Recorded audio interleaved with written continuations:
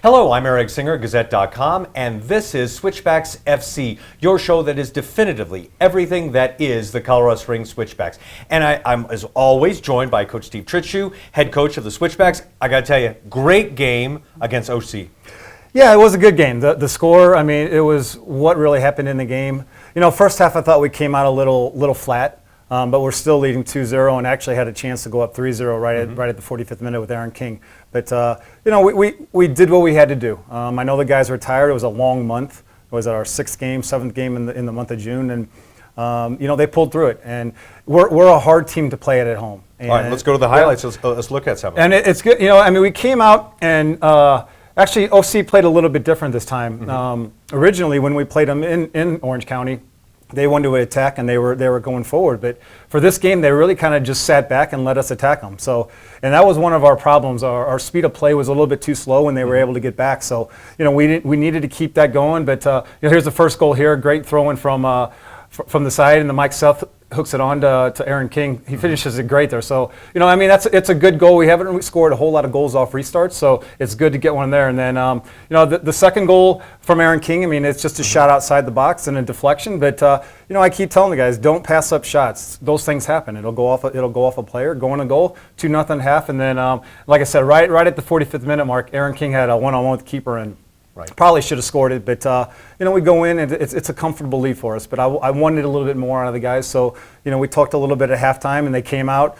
I mean, 3 goals in the second half, some very good goals, and I'm just happy with the win. What did you learn from this game specifically about your players? Because I mean, it was 5-0 at the end. Mm-hmm. It was an amazing game from a fan's perspective, like mine, and I was watching it. Mm-hmm. And what did you learn as a coach?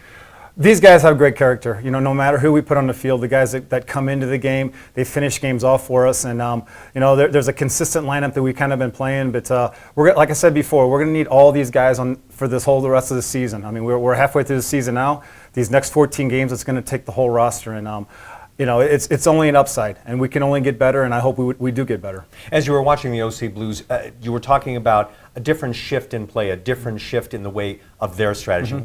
What did you get from them?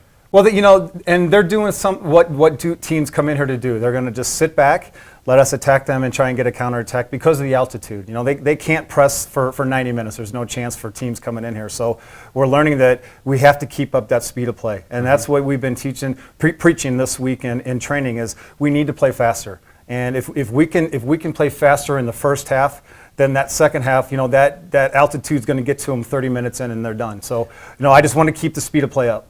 All right, now you're going to be put on your coach's hat for just a moment. You've got a lot of young fans who are watching these games, watching professionals play. What would you tell them if you're their coach, especially if they're playing here? Well, I mean, like I said, I mean, we want to keep the speed of play up, and what that means is not necessarily just playing direct and kicking the ball down the field, is finding players in an advanced position and just playing a little bit quicker. You know, just 1 and 2 touch through midfield and then get into attack, and we've actually been very good in the attack with our movement off the ball, and we're creating a lot of chances from that. So, like I said, I mean, I see us getting better. We're still a very good defensive team, and we're hard to break down, especially at home. So, you know, this next game on Friday, is very important for us. Absolutely, we're going to be talking about that in just moments. We're going to take a quick timeout. We're going to be talking to one of the players, one of the Colorado Springs Switchbacks FC, one of the ones that you love, and of course, we'll be back in just a few moments with this timeout. We'll see you soon.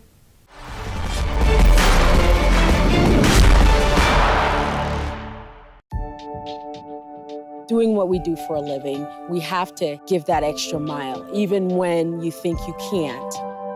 Because not only are we taking care of people, but we're taking care of ourselves. At Centura, it is a culture of health. And as a group, we've brought that to the forefront to demonstrate to patients. See Juliana's inspiring story at CenturaConnected.org.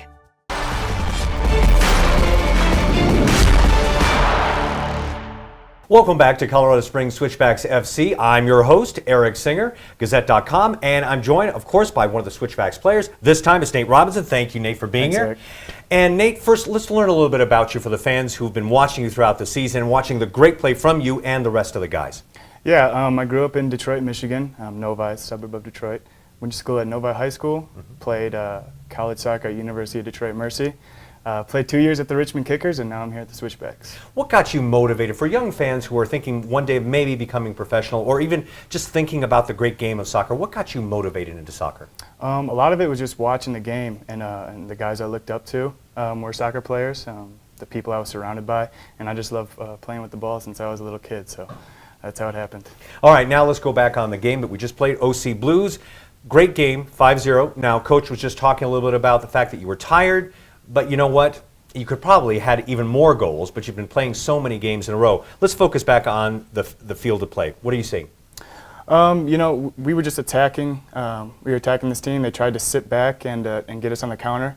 We were tight defensively, and we finished all of our chances. What are you learning about yourself and about the team as you go through the season? Everyone's just really committed to the cause. I mean, training has been intense, day in and day out, and I'm learning the character of the squad. You know, everyone is together. We're all friends off the field, and that really shows on the field. Okay, Coach was talking about training, keeping that training and that training level and the regimen continuing on.